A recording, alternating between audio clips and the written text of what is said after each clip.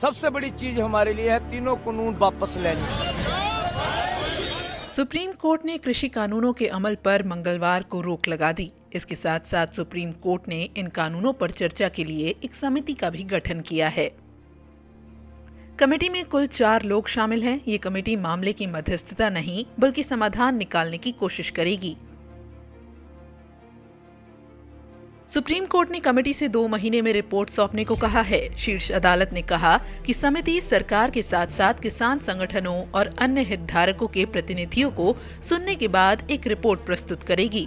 Supreme court ने कहा कि पहली बैठक आज से 10 दिनों के भीतर की जाएगी और 2 महीने में रिपोर्ट सौंपनी होगी। पर किसानों ने स्पष्ट कह दिया है कि ये कमेटी सरकार की पक्षधर है और इसके मेंबर्स कृषि कानूनों की वकालत करते रहे हैं। हम ऐसी कमेटी के सामने बातचीत के लिए नहीं जाएंगे।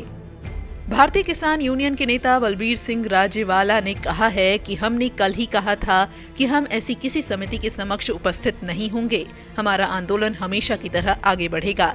इस समिति के सभी सदस्य सरकार समर्थक हैं और कृषि कानूनों को सही ठहरा रहे हैं। क्रांति किसान यूनियन के प्रमुख दर्शन पाल ने कहा कि हमने कल रात एक प्रेस नोट जारी किया था जिसमें कहा गया था कि हम मध्यस्थता के लिए सुप्रीम कोर्ट द्वारा गठित किसी भी समिति को स्वीकार नहीं करेंगे। हमें विश्वास था कि केंद्र को उनके कंधों से बोझ उठाने के लिए सुप्रीम कोर्ट के माध्यम से एक समिति का गठन किया जाएगा।